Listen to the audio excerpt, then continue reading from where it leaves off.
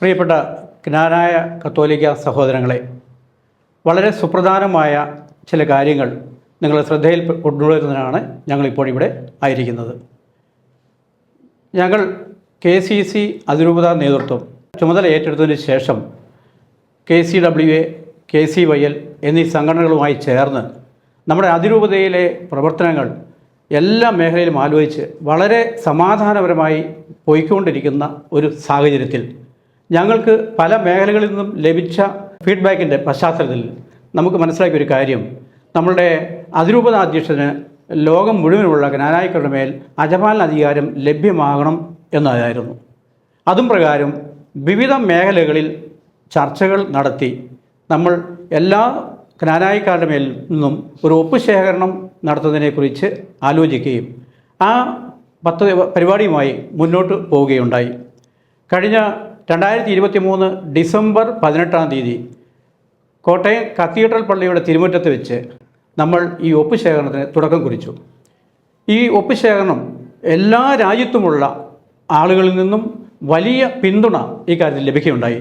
നാം സമാഹരിച്ച ഒപ്പുകൾ റോമിൽ എത്തിക്കുന്നതുമായി ബന്ധപ്പെട്ട് പല സംശയങ്ങളും പല ഭാഗത്തു നിന്നും ഉന്നയിക്കുകയുണ്ടായി.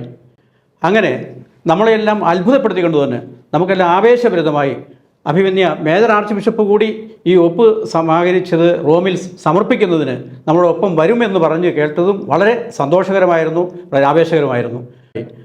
അതുപോലെ തന്നെ അഭിമന്യ മൂലക്കാട്ട് പിതാവും 100% ഈ പദ്ധതിയുമായി സഹകരിക്കുകയും നവംബർ 30 തന്നെ റോമിൽ തട്ടിൽ പിതാവിനോടും നമ്മുടെ അതിരൂപതാധ്യക്ഷൻ മൂലക്കാട്ട് പിതാവിനോടും ഒപ്പം അൽമായ പ്രതിനിധികളും ചേർന്ന് അവിടെ ഒപ്പുകൾ സമാഹരിച്ചവർ സമർപ്പിക്കുന്നതിനും അവരുമായി ചർച്ച ചെയ്യുന്നതിനുമുള്ള അവസരം ലഭിക്കും എന്ന കാര്യത്തിൽ യാതൊരു തർക്കവുമില്ല.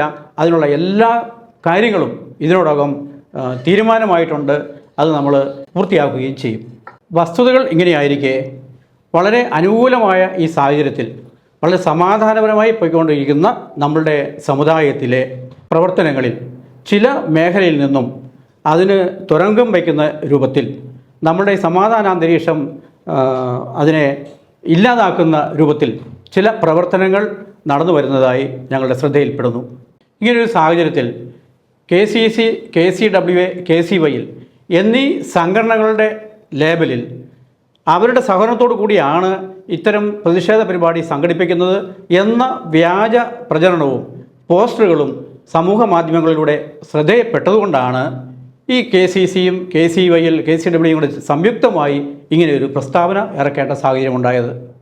ഈ സാഹചര്യത്തിൽ നമ്മുടെ അതിരൂപതയിൽ ഇത്തരം ഒരു പ്രതിഷേധ പരിപാടി ആരുടെ ഭാഗത്തുനിന്ന് വന്നാലും അത് നമ്മുടെ സമുദായത്തിന് ഒരിക്കലും ഗുണം ചെയ്യുകയില്ല എന്ന് ഞങ്ങൾ ഉറച്ചു വിശ്വസിക്കുന്നു. മാത്രമല്ല, നവീകരണ സമിതി കേസും ബിജുതുപ്പ് കേസും വിചാരണയ്ക്ക് വരാനിരിക്കെ ഈ പ്രതിഷേധ പരിപാടികൾ തീർച്ചയായും ആ കേസിനെ കൂടി ബാധിക്കുമോ എന്ന് ഞങ്ങൾ സംശയിക്കുന്നു. ഈ പ്രതിഷേധ പരിപാടി എന്തിന് സംഘടിപ്പിക്കുന്നു എന്ന കാര്യം സംശയമുണ്ട്. ഇതുമായി ബന്ധപ്പെട്ട് പല ചോദ്യങ്ങൾ പണ്ടുകാലം മുതലേ പറഞ്ഞു വരുന്ന പല ചോദ്യങ്ങൾ ഉന്നയിച്ച് കാണുന്നതായി ഞങ്ങൾ ശ്രദ്ധയപ്പെടുന്നു.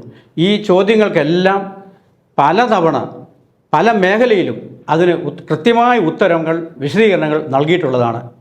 എന്നിട്ടും അതെല്ലാം മറച്ചു പിടിച്ചുകൊണ്ട് വീണ്ടും അതേ ചോദ്യങ്ങൾ തന്നെ ആവർത്തിച്ച് ഇപ്പോൾ ഇങ്ങനെയൊരു അസ്വസ്ഥത ഉണ്ടാക്കുന്നത് തീർച്ചയായും നമ്മുടെ സമുദായത്തിന് ഗുണം ചെയ്യുകയില്ല.